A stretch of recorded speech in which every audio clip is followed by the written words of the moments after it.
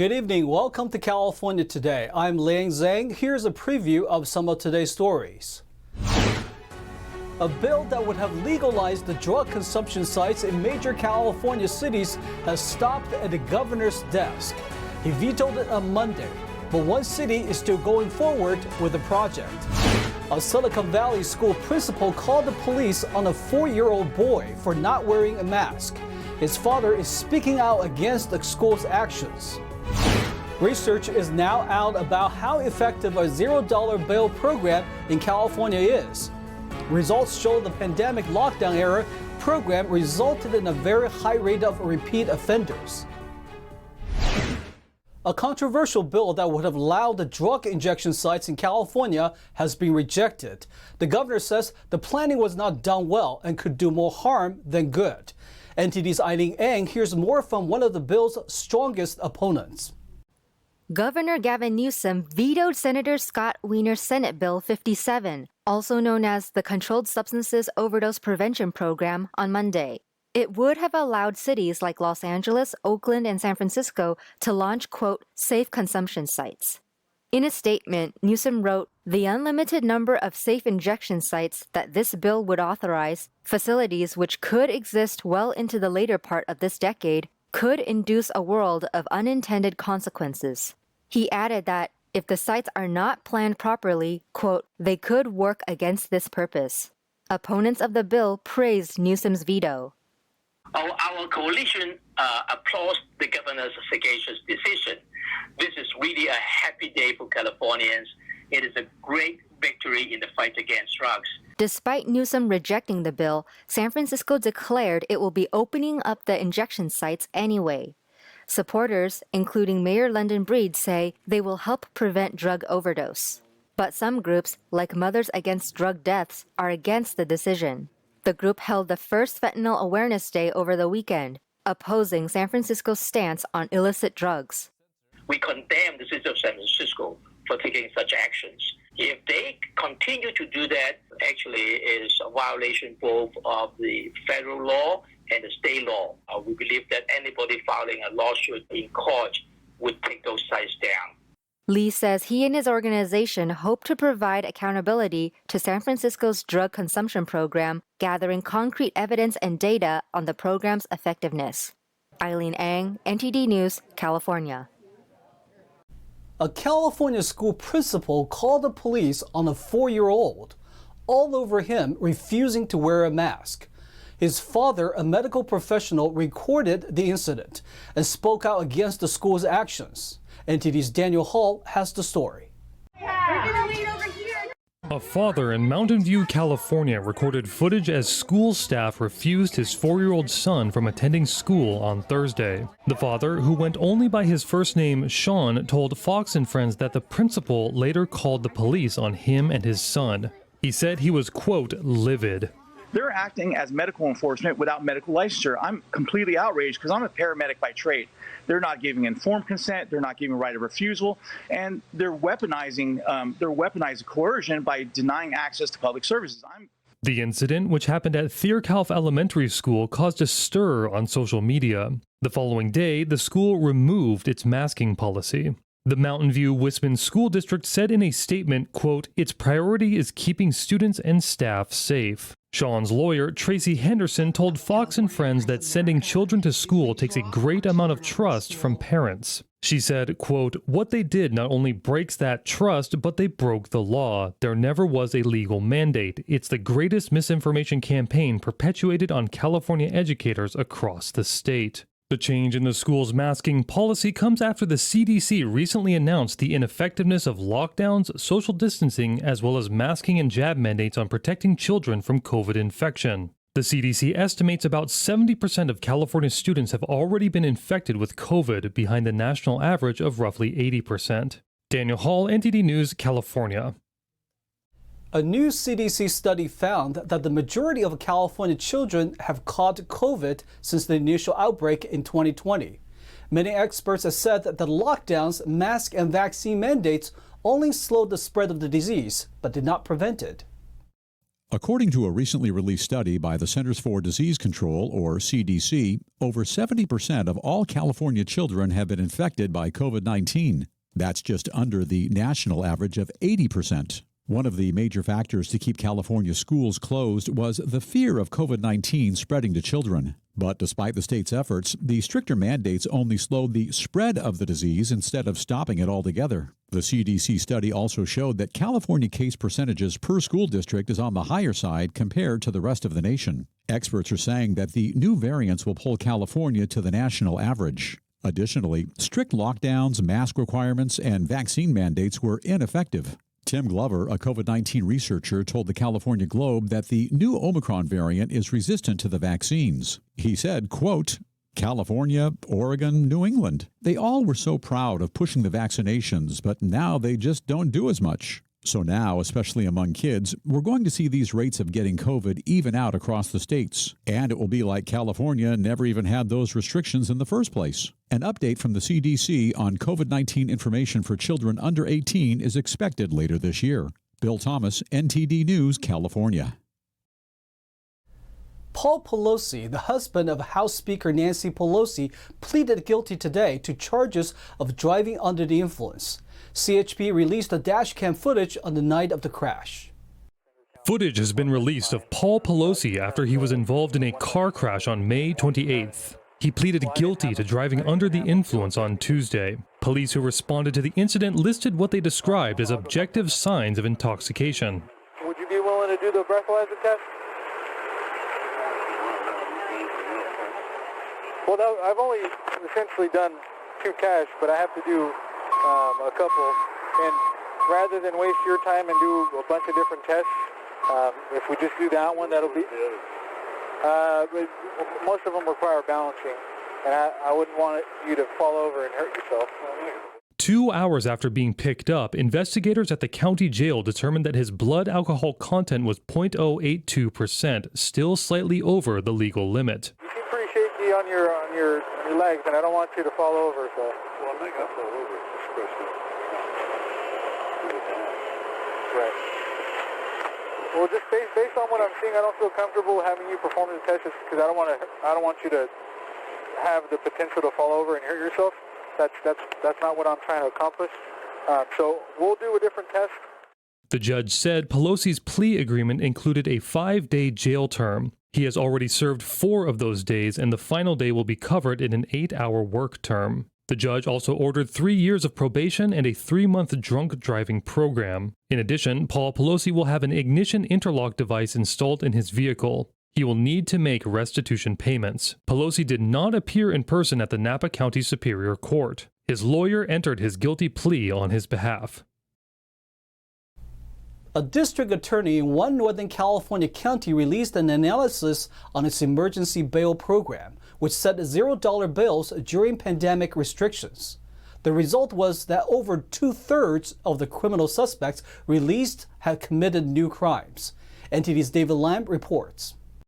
The Yolo County District Attorney in Northern California announced on Monday that 70.6% of its suspects released on zero bail have committed new crimes.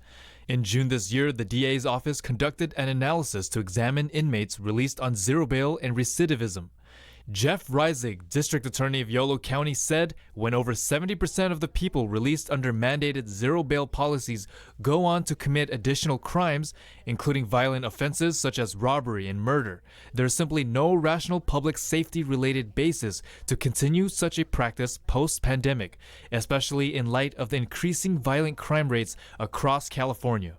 In April 2020, the Judicial Council of California imposed statewide emergency bail, which set zero bail for misdemeanors and non-violent felonies. It was designed to reduce crowding in jails during COVID-19 pandemic restrictions. The mandate ended in June 2020, but individual counties were allowed to keep it in place. Yolo County kept it in place until May 2021. During this time, the DA's office found that 595 individuals were released under emergency bail. Of the individuals released, 420 were rearrested, or 70.6%, and 123, 20%, were arrested for a violent crime. one individual was charged with murder in Sacramento County for a shooting that occurred in July 2021. The average number of days a suspect was rearrested on new charges was 149 days, and 5 individuals were arrested on the same day as they were released. David Lamb, NTD News, California. We are going to take a short break, but here's a look at what we got for you when we come back. The state is receiving millions in federal funds for fire relief. That comes after some of the most devastating fires swept through California in the last several years. In LA County, people will now have the option to check certain animals for COVID. Researchers say it's to see if and how the virus affects animals. Fans of Korean pop culture gathered in Los Angeles over the weekend. The celebration of Korean culture is back after a 2-year lockdown hiatus. That and more on California Today.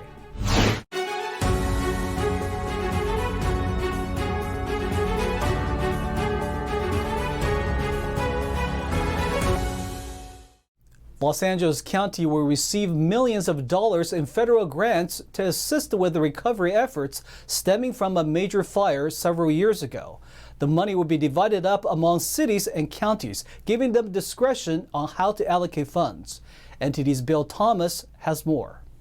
The award announced on Friday is part of a more than $317 million fund California received for efforts to rebuild infrastructure after wildfires burned more than 1.6 million acres throughout the state 4 years ago. In a recent statement, Governor Newsom said, California remains committed to uplifting and supporting every community impacted by devastating wildfires as they work to rebuild. The town of Paradise will receive $200 million after the state's deadliest and most destructive wildfire, the Camp Fire, devastated it in 2018. Additionally, $73 million will be allocated to Butte County, $22.5 million for Redding, $12.4 million for Chico, and $6.3 million for Shasta Lake. The city of Malibu will also receive $47,000 after the Woolsey fire destroyed 1,600 homes in the area. The funds, which were allocated by the U.S. Department of Housing and Urban Development, are intended to focus help on low and moderate income Californians. Communities will have flexibility to prioritize housing and building projects.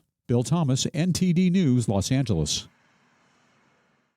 Over at Apple headquarters, workers are upset because they don't want to give up full-time remote working. But an economist says this new work culture isn't here to stay. NTD's Arlene Richards reports. Starting September 5th, Apple's corporate employees must work in the office 3 days a week. Some workers say it's too restrictive, so they launched a petition drive with a list of demands, including making their own schedules. I spoke to an economist to get her take on the employees' reaction. How does working from home affect the economy? Well, there can be both some positive and some negative things. People who are able to do their jobs remotely, that can be a great thing. They can save on things like the commute time and the cost of gasoline. And it can have a benefit for companies too. They can save on the cost of the office space and also some of the travel expenses. So when we think about the collaboration, the encouragement of our fellow workers, or the mentoring that might take place at the workplace, those things can be lost or they can become less valuable without those in-person interactions. She said it's difficult to find a happy medium, but it's not because companies haven't been trying. So companies are raising wages, they're adding new and expanded paid family leave packages, they're paying for college tuition, there's more flexible and family-friendly policies. So what's the problem? I think that part of the problem here is that the culture of work has shifted somewhat. And, for nearly a year and a half, work had become optional for almost a majority of the population when you considered the value of the unemployment insurance benefits, the bonus benefits on top of the normal ones, that made it so that a lot of people could make more money from not working than from gainful employment. She said this culture can't stay forever. There's nearly 2 job openings available for every unemployed worker, but we don't know how long that will stick around. And so I think that eventually we will get back to what we might say is more of the normal. NTD reached out to Apple for comment, but we didn't hear back before airtime. Arlene Richards, NTD News. If COVID testing for humans wasn't enough, it's now available for pets. Angelinos may now test certain pets for the virus. It's part of a project to better understand the virus. The Los Angeles County Public Health announced it will be offering free COVID-19 testing for pets. Dogs, cats, hamsters, and pocket pets that were exposed to either a human or another animal with COVID-19 and show symptoms of the virus may be eligible. The health department said it's part of a project to learn more about COVID-19 in human, animal, and environmental relationships. They also intend to test other species of wildlife, like deer, bats, raccoons, and even seals. Funding comes from the state and CDC. The world's largest celebration of Korean pop culture and music returned to Los Angeles over the weekend. Fans attended the 3-day event to enjoy the culture, music, food, and festivities. NTD's Jackie Rios heard from the CEO of a video streaming company as well as attendees on what makes KCON so much fun. This past weekend, the city of Los Angeles welcomed the return of KCON, an enormous celebration of music, culture, and community, along with live performances from some of South Korea's favorite K-pop artists. This year's KCON took place August 19th through the 21st at the Los Angeles Convention Center. The convention included panels, expos of Korean products and services, and live performances taking place on Saturday and Sunday at the Crypto.com arena. One company that is bringing South Korean culture to American homes is a streaming service called Cocoa. The CEO, Kang-hee Park, talked about a popular show that has been quite successful in American households. There is one good example. The Running Man is the Korean variety show. It's very popular in US too now. It used to be #1 in Asia market before, but now it's #1 in America territory too. Fans at the Running Man show said they enjoyed the humor and seeing the fun games and challenges the cast plays. I like that it's different all the time and they're so funny. Like they go through different lengths and it's just very entertaining. We all watch it. So I'm the mom and then my husband and my kids, they're all adults. So we all enjoy watching Running Man together. Attendees look forward to meeting K-pop fans. I came because I wanted to see a whole bunch of different artists and a whole bunch of people that like the same things as me. I think it would be a fun environment to be in because back at home we don't have anything like this. She said she's learning the Korean language to understand song lyrics. It's not just listening to the music and hearing what they say, it's understanding what they're saying and the way that they kind of get their messages out. I think that is so cool. The culture is also pretty nice. One K-pop fan was excited to see her favorite group perform. ENHYPEN, mainly ENHYPEN. I've liked them for about a year, and we're from Seattle, so we flew to LA to come see ENHYPEN. And it's really cool that it's not only K-pop here, like they have Korean food, and they have a lot. You really get immersed into the culture here. For those who couldn't make it in person, performances were streamed online. After a 2-year absence due to pandemic lockdowns, KCON successfully concluded its 10th anniversary. Jackie Rios, NTD News, Los Angeles. Now to NTD's Thomas Christian for an update on sports.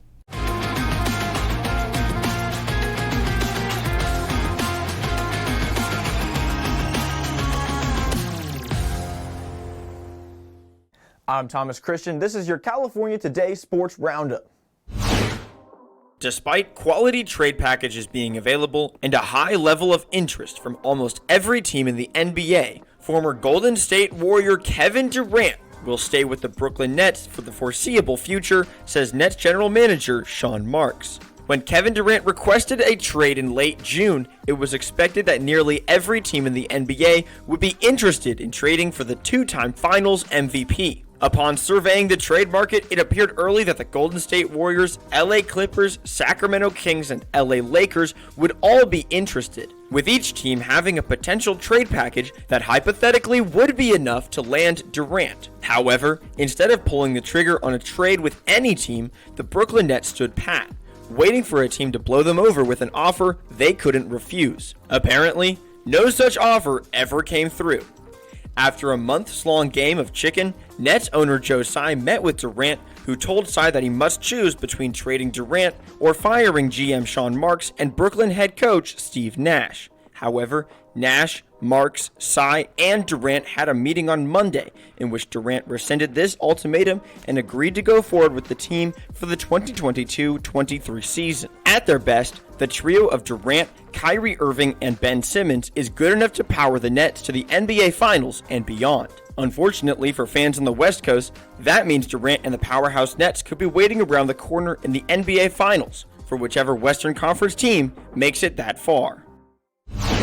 Dodgers ace Clayton Kershaw threw a 3-inning simulated game at Dodger Stadium on Monday as the next step in an individualized program rehabbing him from a back injury. Kershaw faced batters from the mound and will be monitored following the action. If he's feeling well, the team plans for the Southpaw to pitch 4 simulated innings on the road Saturday in Miami. Luis Urias and Keston Hiura hit home runs while Milwaukee's pitching staff shut down Los Angeles. Brewers starter Eric Lauer delivered 5 innings, and Peter Stalecki, Hobby Milner, Matt Bush, and Jason Alexander all combined to complete the shutout. Dodgers starter Julio Urias, who entered with a .95 ERA over his past 6 starts, saw his streak end. He gave up 1 run on 2 hits in 6 innings.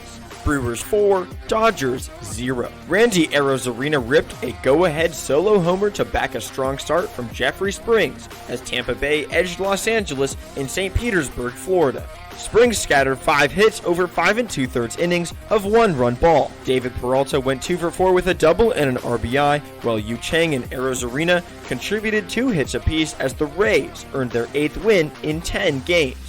David Fletcher and Andrew Velazquez each had 2 hits for the Angels, who managed just 6 hits and fell for the 6th time in 7 games.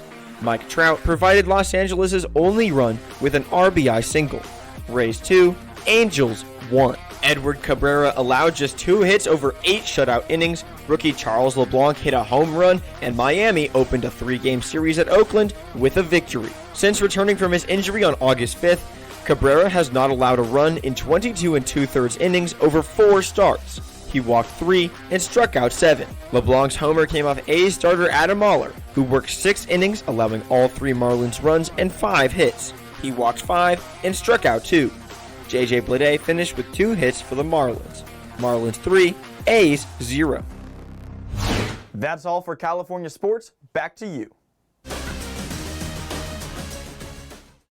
That's all we've got for you tonight. We'd like you to join us again on California Today every weekday at 8:30 p.m. Make sure to check out our broadcasts on our California Today webpage. You can find it at ntd.com/California-today. You can also find all of our top latest clips there, ready to share with friends and family. Send us a message on Twitter, Facebook, or Instagram, or through our email, california.today@ntd.com. I'm Liang Zhang. Have a wonderful evening.